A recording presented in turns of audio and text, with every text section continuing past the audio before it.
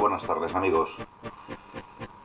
Lo prometido es deuda y hoy continuamos con la saga de Segunda Guerra Mundial, los responsables. En esta ocasión, la colaboración imprescindible para el éxito militar de expansión bélica, Operación Barbarroja, invasión de Rusia, y para las ofensivas tanto en África como durante toda, y digo toda, la Segunda Guerra Mundial, de la masonería representada por Rockefeller, que dirigía la empresa petrolífera Exxon, lo que hoy es la ExxonMobil. Antes era denominada como ESO, y proporcionó al régimen de Hitler, de forma permanente e ininterrumpida durante toda la Segunda Guerra Mundial, el petróleo, el carburante que le era imprescindible para poder volar la Luftwaffe, moverse la Kriegsmarine, moverse la Wehrmacht, las tropas acorazadas, el envío de V1 y V2 a Inglaterra y los bombardeos de la Luftwaffe sobre Londres y sobre todas las primeras capitales inglesas que fueron diezmadas durante el conflicto. Bueno, amigos, pues ya hemos visto cómo el señor Rockefeller, a través del Chase Bank y lo que fue después JP Morgan, y esos 200 millones de dólares sirven para comprar a Hugo Boss pues los uniformes completos de 20.000 camisas pardas, como se hace con todos los medios de comunicación, los cuales compra, y cómo puede organizar mítines multitudinarios donde van cientos de miles de personas. Bueno, amigos, pues aquí hay un entramado muy complejo que distintos medios periodísticos, investigadores, historiadores, con mucho esfuerzo, sacrificio e incluso bajo amenazas de muerte, fueron capaces de ir desvelando. Pero ocurre que algunas veces hay que concatenarlo donde termina uno de los historiadores, donde comienza el otro, etc. Entonces he ido recopilando con mucho cuidado y contrastando todas las fuentes. Y, por ejemplo, hay un artículo que me parece muy interesante que explica de pe a pa una serie de pasos, fechas, nombres y datos importantes referente al suministro de petróleo norteamericano al régimen de Adolf Hitler. Dice así: el problema mayor del ejército alemán era el combustible para los tanques y aviones. Se podía producir del carbón gasolina, escuchar este dato, gracias a las patentes de Standard Oil. Standard Oil le vendió una serie de patentes a la Alemania nazi para poder fabricar combustible a través de carbón, también fabricar caucho y una serie de aditivos imprescindibles para que los aviones pudieran volar.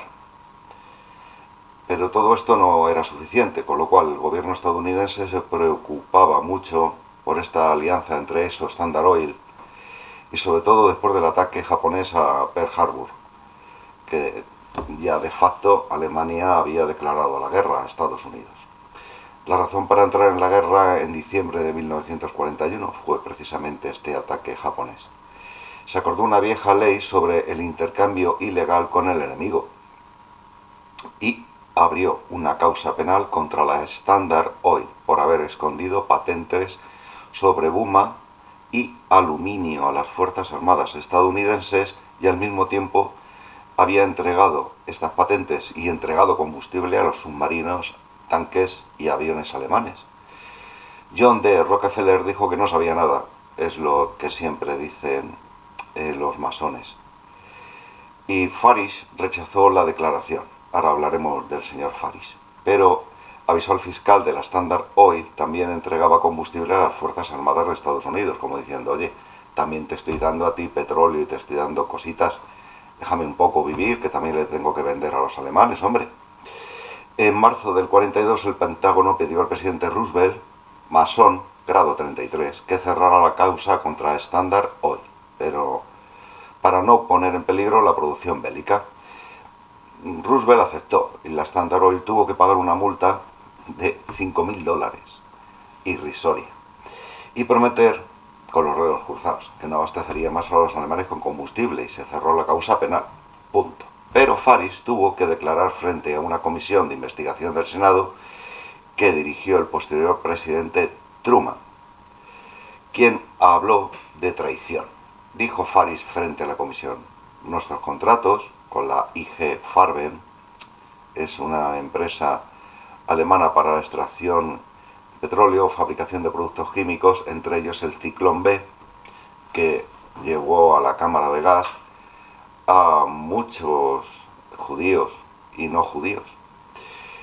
Decía que este contrato tenía vigencia desde 1929 al 47. Ustedes, caballeros, deben entender que contratos como estos no pierden vigencia solamente porque los gobiernos de las partes estén en guerra. Claro. Las partes tienen que encontrar un camino para continuar con el negocio propio. Y mientras tanto, los soldados se mataban en los campos de batalla por cientos de miles.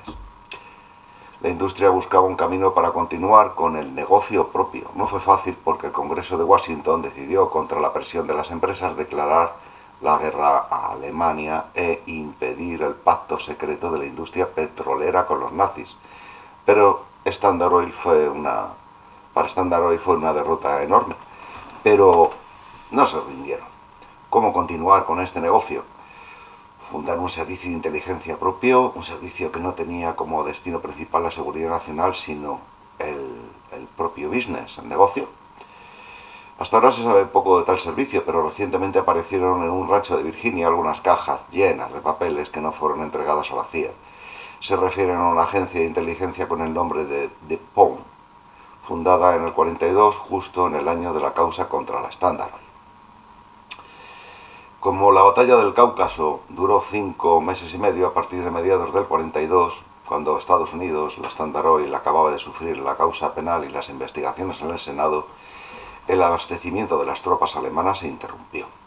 Pero en enero del 43, la derrota de la Wehrmacht fue ya un hecho, a pesar de que la guerra siguió aún 2 años más. Como Standard Oil quería seguir mandando petróleo vía países neutros, Standard Oil of the New Jersey mandó a su joven jurista a Venezuela y a William Mosetti a la Argentina. ¿Qué significó esto? Pues que desde Argentina y desde Venezuela se siguieron mandando innumerables petroleros llenos de crudo con millones de toneladas de petróleo y de crudo para abastecer al ejército alemán. Argentina tenía yacimientos de petróleo propios y no estaba interesada ni en exportar ni en importar, y los Estados Unidos, en diciembre del 42, fue fundada la Petroleum Administration of War, que impedía que el combustible llegase a manos de los enemigos. Tenía que autorizar cada exportación. El 25 de marzo del 42, la embajada estadounidense escribió a Washington: cantidades enormes de crudo son importadas por las sucursales argentinas de Standard Oil of New Jersey y Shoconi Vacuum. Un corte le daría desventajas comparado con la competencia que compra petróleo. Una corte, que he querido decir, le daría desventajas comparada a la competencia que compra petróleo en Argentina. ¿Quería la Standard Oil mandar petróleo a Alemania a través de Argentina neutral? Pues sí, así es. Había, pues como os digo, innumerables barcos fletados con bandera argentina y venezolana neutrales que esquivaban las rutas de abastecimiento habituales a la Gran Bretaña para ir a los puertos dominados por el Tercer Reich, y que los submarinos alemanes evidentemente no hundían.